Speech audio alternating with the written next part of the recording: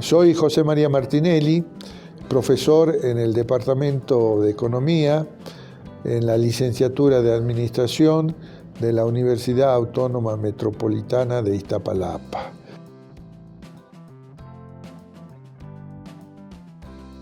Una política pública es un instrumento de Estado que procura con la participación social atender distintas problemáticas, ¿sí?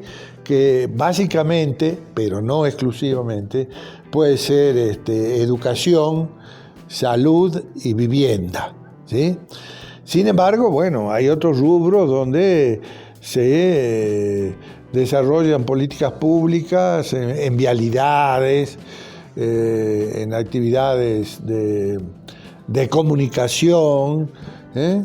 Entonces, pero aquí sí debo señalar que quien habla sí ha realizado algunos señalamientos en esta idea de las políticas públicas como una génesis exclusivamente de origen estatal.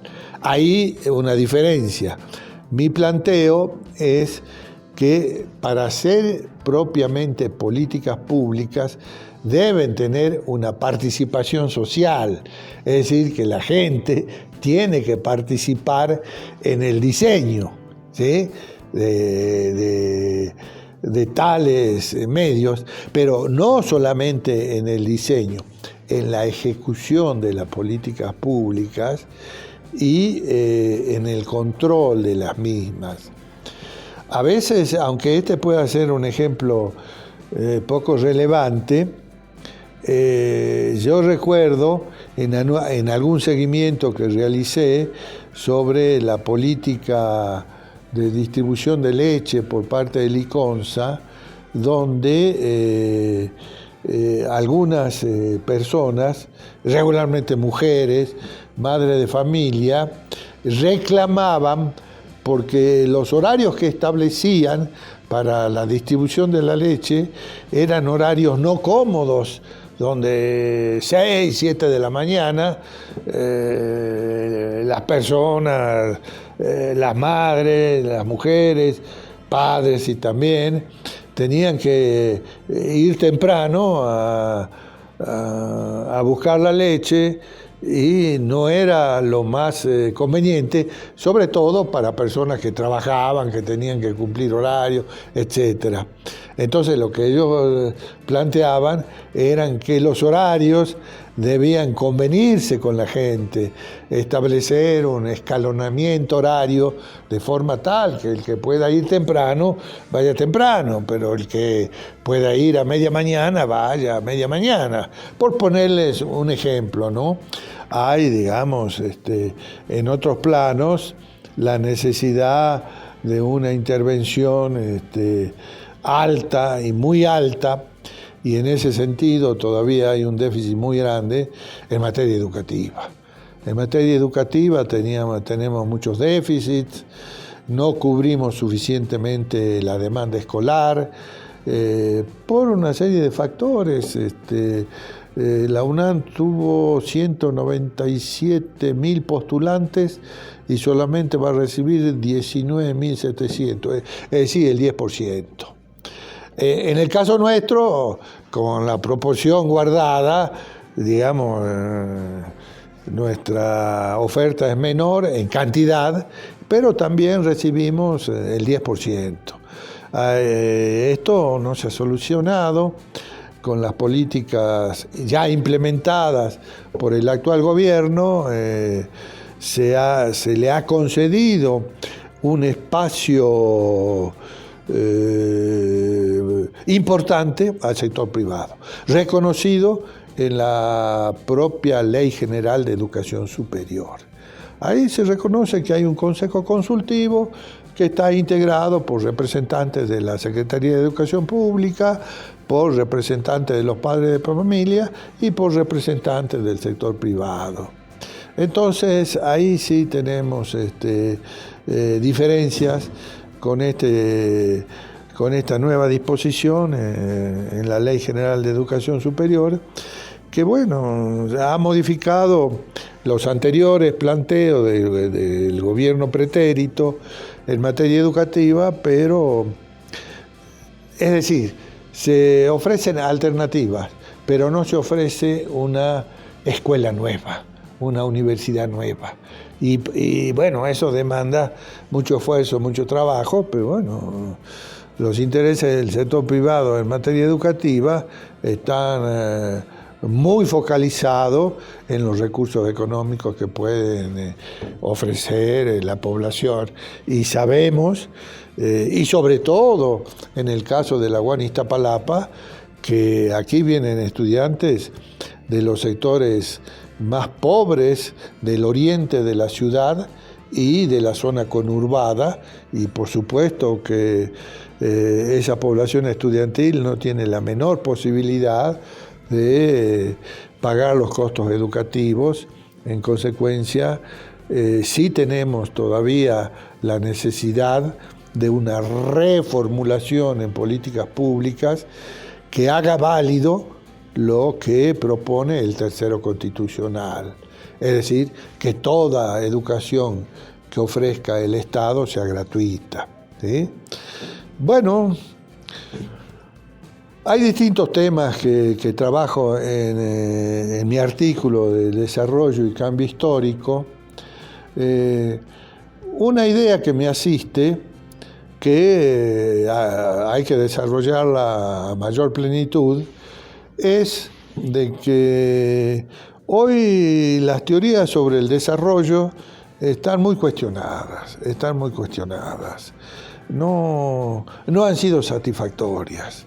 Las políticas de la CEPAL no han tenido el eco en América Latina que se esperaba y, digamos, hay indicadores que lo evidencian, más allá de lo que uno puede decir, y ese indicador que no se puede negar es la pobreza. La pobreza es un castigo social, no es ningún designio sobrenatural ni religioso, y en la pobreza se ven los más pobres resultados en materia educativa. Entonces, eso es una resultante de una combinación de factores sociales, bajos ingresos, o pocos ingresos, o nulos ingresos. En consecuencia, esos estudiantes, hombres o mujeres, tienen un rendimiento deficiente, ¿sí? Esto tiene que cambiar. Sobre esto último, yo he preparado un trabajo que está ya en proceso editorial, esperemos que salga pronto, que lo he llamado Universidad Almáciga. ¿Qué quiere decir esto? Es un nombre que tomé de González Casanova, de Pablo González Casanova, una autoridad en México en materia educativa, rector de la Universidad Nacional. Y bueno, es la idea que la universidad es una simiente que debe generar conocimiento, debe generar ciencia, debe generar cultura, y todo eso, ese almácigo tiene que crecer como crecen las plantitas en los almácigos. Esa imagen de González Casanova me gustó y la trasladé a mi artículo. Yo realicé un estudio con el apoyo de mi asistente, Cristina Asunción, sobre la productividad agraria y la productividad campesina. Es un trabajo que tomé datos del año 2008, ¿sí? Y ahí la producción agraria estaba en 10 millones de toneladas. Haciendo un recorrido de las tablas estadísticas, al 2018 la producción había crecido a 18 millones de toneladas, que sigue siendo insuficiente para la demanda de maíz en México. La demanda de maíz en México promedio está en 22 millones de toneladas, actual en la primera cosecha de este año. Totalmente insuficiente para la demanda nacional. Ya ve que hay que importar maíz. Entonces, volviendo al estudio, lo que yo apreciaba, que la productividad agrícola crecía, pero lo que no crecía era la productividad campesina, que los campesinos seguían percibiendo ingresos muy bajos. Es decir, que no retienen excedentes, ¿sí? Excedentes son aquellos cuando usted cubre los gastos, costos de producción, y entonces lo que resta es su ganancia. Entonces el campesino no retiene excedente y nos encontramos en las economías de autoconsumo. Y las economías de autoconsumo son las economías de la pobreza, ¿sí? En consecuencia, hecho este análisis, yo me permití señalar que había que revisar las teorías del desarrollo. Una distinción necesaria es que el desarrollo no es solamente crecimiento económico, que sí requiere crecimiento económico, pero no exclusivamente este crecimiento.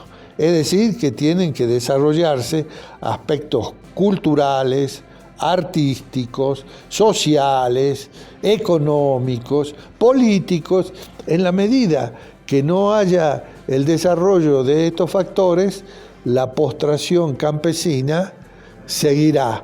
O si no, veremos el otro problema que se ha generado en nuestros países, señaladamente en México. El éxodo interno, es decir, el traslado de la población del campo a la ciudad, y que se ubican en las periferias, que tienen distintos nombres, villas miserias, campos pobres, etc. ¿Sí? En consecuencia, esto es también una situación que hay que modificarla. Y esto no solamente es un problema técnico, ¿sí? Porque alguien puede pensar que es cuestión de llevar maquinaria de última generación al campo, tractores, cosechadoras, etcétera.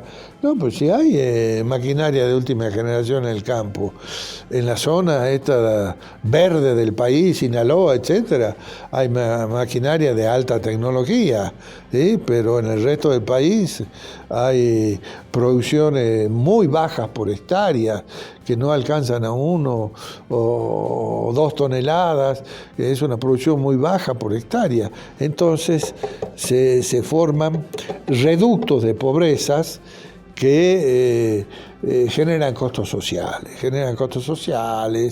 educación deficiente, prostitución, droga, etcétera, ¿sí? Lo otro que quiero destacar en relación de mi trabajo es que yo revisé un poco, dentro de mis posibilidades, lo que se ha llamado el progresismo latinoamericano.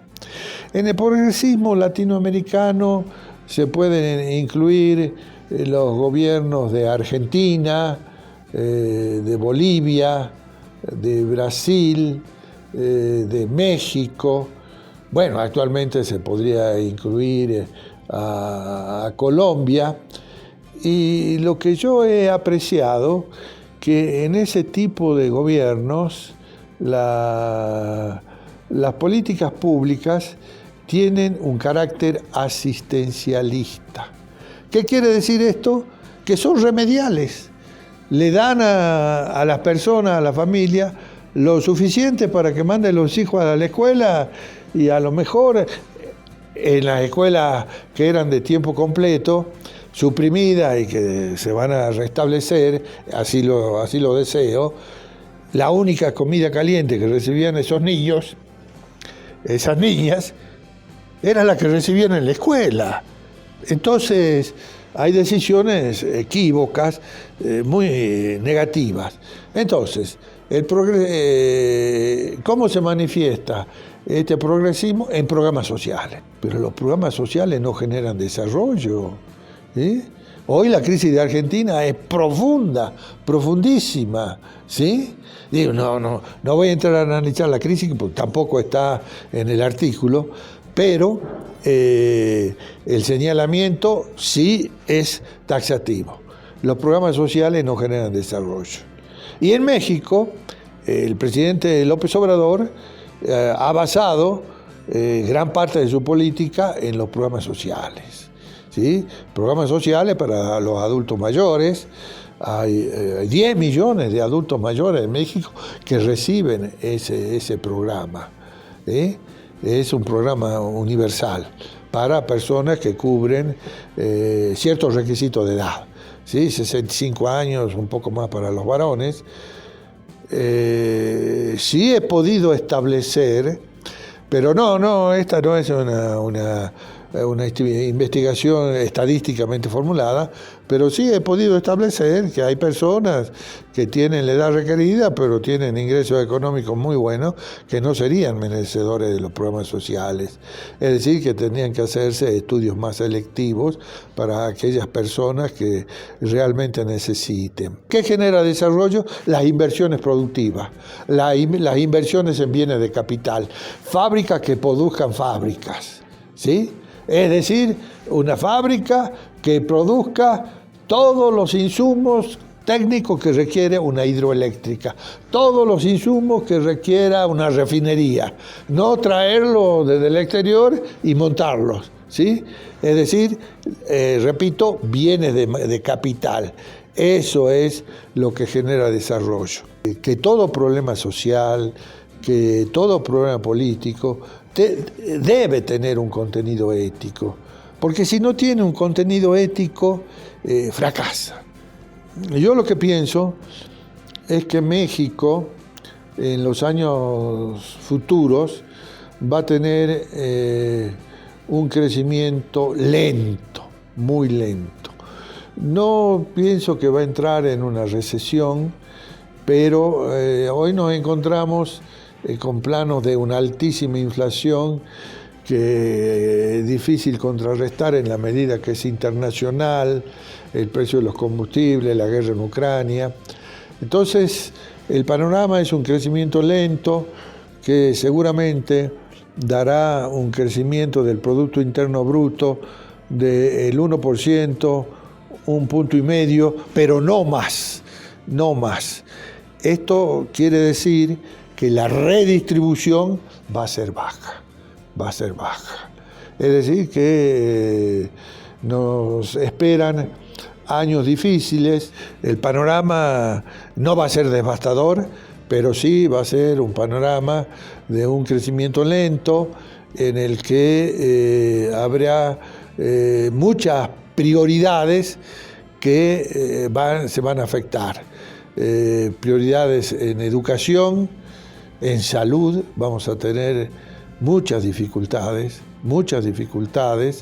porque lo que dicen hoy los científicos, que estos virus no se van a agotar y habrá que realizar inversiones para proteger a las poblaciones anualmente, ¿no? Anualmente, es decir, y eso representa altos costos económicos. En esas áreas vamos a tener, no va a haber crecimiento, vamos a estar al mismo nivel, y estar al mismo nivel no es avanzar.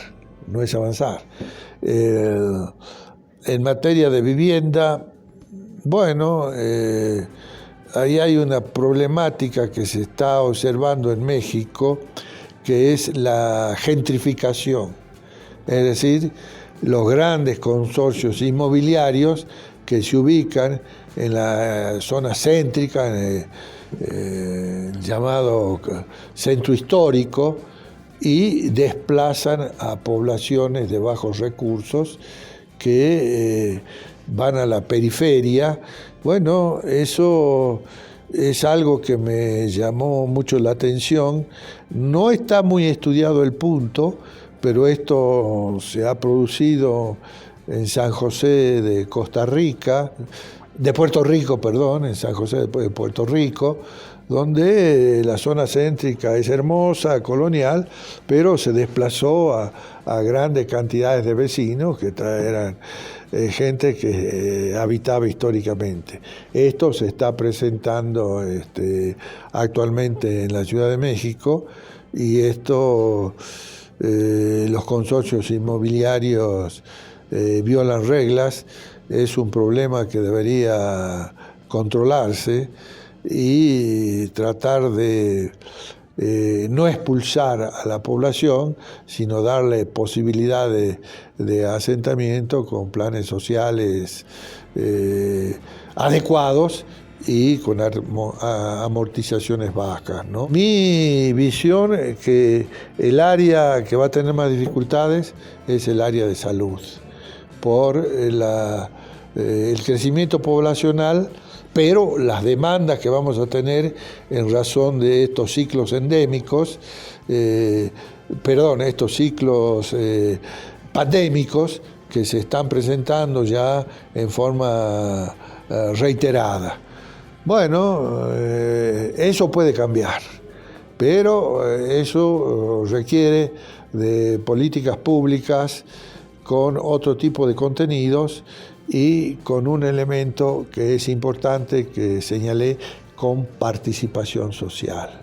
¿Qué opciones pienso que cabe desarrollar en el capitalismo contemporáneo hoy para, si no erradicar, mitigar las situaciones de pobreza? La formación de cooperativas.